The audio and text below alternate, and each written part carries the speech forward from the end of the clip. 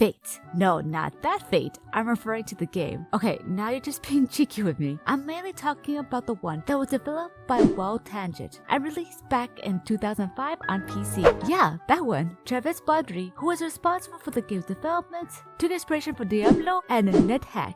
And I can see why. Two games that are widely different but are similar in concept. Diablo, an action role-playing game where you interact with the townsfolk and navigate through a dungeon with dangerous creatures and demons that gets powerful the further you explore. NetHack is similar when it comes to dungeon exploration, but much more unique.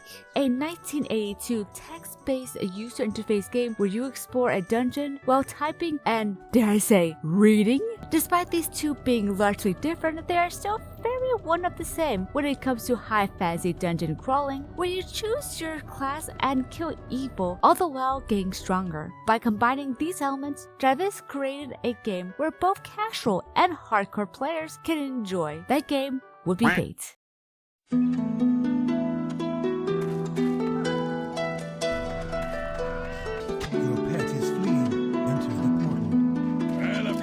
For sale, so I do, Your pet has been transformed. For a game that is 20 years old, dang I feel old, does it still hold up? Is it worth investing time and the grinding to play a game of the past? Also, I am playing the original, not the current remake. I may try the remake one of these days, but rather focus on the original. To sum this video up, yes, it is worth the money and time. It is good for beginners who want to get into ARPGs without feeling overwhelmed. But to those who want a much more detailed explanation, let's start with Fate's story. Since oldest living memory, the dungeon gate has stood in the heart of the old wood. You start as a traveler who arrived at a town called Grove, where you hear about this infamous dungeon where you can earn fame, fortune, and possibly death. Depending on the difficulty, there is an end boss you need to defeat in a certain dungeon. And that's pretty much it. A basic fantasy story where you kick butt and come out as a Chad at the end. In the starting menu, you choose your sex and type of pet you want. Try not to get overwhelmed by the variety of customization. It is very limiting, just like my marriage. The name I chose is a name that brings fear to those who hears it. Brings my enemies to tremble just by a mere whisper. Bart jumps to dance in the story of the great and powerful and my pets.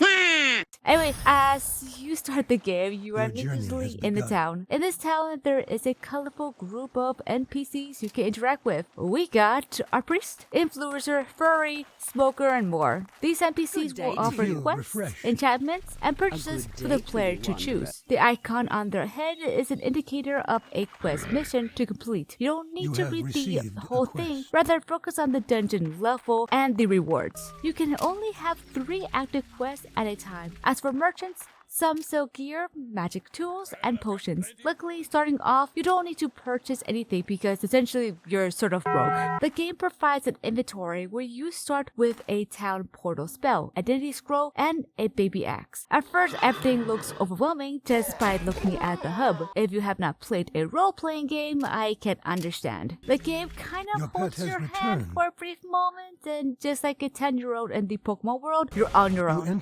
What you essentially need to understand is that this is your inventory, magic spells, health, mana, stamina, experience bar, quick bar where you can store your potions, skill tree, quest, and pet inventory. Got it? Good. Let's get into combat. The dungeons are randomly generated with surprisingly having a variety of enemies to defeat. Starting out, you mainly encounter slimes and spiders, the usual fantasy monsters, but eventually turn into giant, intimidating monsters. By clicking and holding on an enemy, your character will immediately attack the enemy. For the longest time, I thought you needed to constantly click on the enemy to attack, but no, apparently not. I was an idiot. With each enemy you defeat and quest completed, you get experience. This white bar tells you how further you are to your next level. When you level up, you're given an amount of points you can put towards stats. Depending on what class you choose, affects your performance. For example, if you want to be a mage, put your points towards magic and staff skill, as well as other stats like critical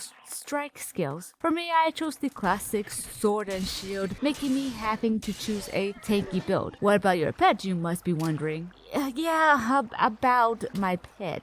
The game does not give you any customization for your pet other than pipping them with magical jewelry. They do have stats, but the game does not provide any control on your pet's stats, nor is there any gear for them. However, the game does provide something much cooler for your pets that makes this game so unique, and that is transformations. Your pet has been transformed. Once you get a certain amount of money, always get the fishing rod. In areas that have little glowing fireflies, you can fish there to receive magical fish that you can feed to your pet. Depending on the type of fish, your pet will transform from anything to spider, tiger, and freaking unicorn. Unfortunately, these transformations are temporary, and stats do vary from each fish, so definitely use them correctly when handling bigger enemies. And there is a chance to hook in rare gear without spending a dime. I managed to score some sweet boots early on. Another cool thing about your pet is that they can sell your inventory.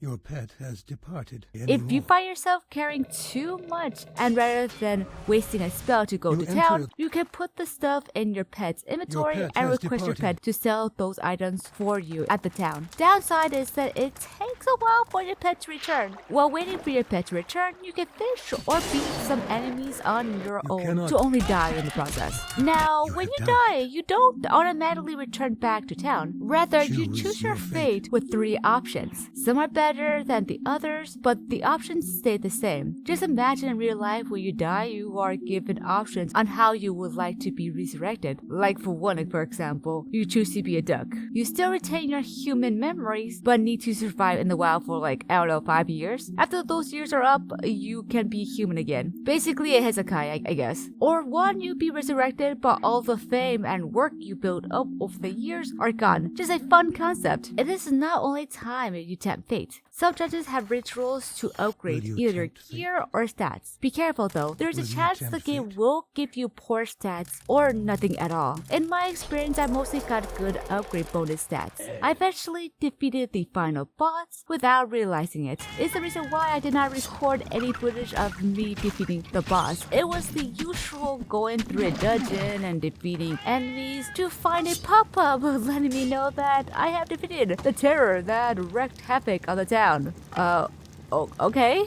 After becoming a hero and a legend, instead of a parade, you are given a choice to retire from a hero's duty. Something that is unheard of for a game like this. Usually kill the boss, become a hero, and roll crits. When you choose to retire, you can pass on anything to your descendants. Unfortunately, you are unable to use your retired character, but your descendants will continue the legacy in the next adventure, which is a really cool idea. Overall, despite the game being 2 decades old, I found the game perfect for a younger audience to get into the game genre. It's not that complicated, does not have a complex crafting system or billion spells to choose from. It's a fun game that will keep you engaged. It is not all that grindy either. As long as you know what class to focus on the most, you generally have hours of entertainment. Something I wish I had growing up as a kid. When my family visited my aunt's place, my cousin would have a laptop with the game. Me and my brother spent a couple hours figuring out how the game works until our mom barges in stating, "We visit my family, not the laptop." Looking back, I understand her point. And now as an adult, I appreciate the game more than ever for its simplicity. Games nowadays require transactions, scum practices, and overall not fun anymore, making indie games more popular than ever. As games advance with technology, it is important to also look at the past of how far we have come. Before I go, if you're interested in snatching a copy, here's some tips. Tip number 1, when choosing your quest, do not pick the highest level dungeon immediately. Rather, stick with one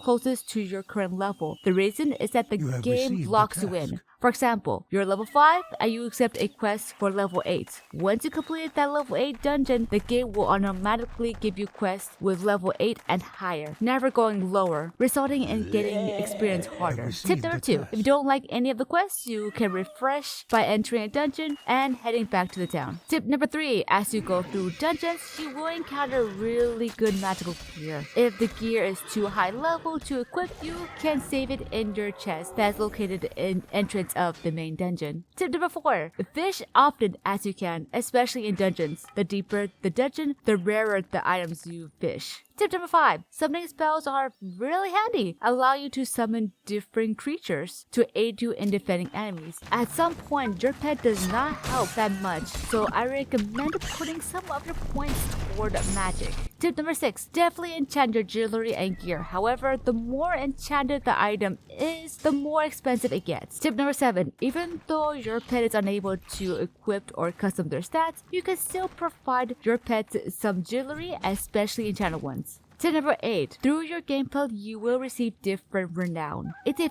fancy title that provides extra skill points and allows the player to use certain items. You can purchase renown by asking the town's bard, but will require a fee. Tip number 5. Gems are a magic item where you can attach one or multiple of them in a single item, so long the item has sockets. Gems vary in ability. Unfortunately, once the gem is equipped, there's no way to remove them. The only way you can is asking the local goblin. Downside is that by removing the gem, you will destroy the item. So equip your gems wisely. Well, the rest that's all the tips I can provide. I hope you enjoyed this video and hope you consider getting this game on Steam. Like always, stay wiggly.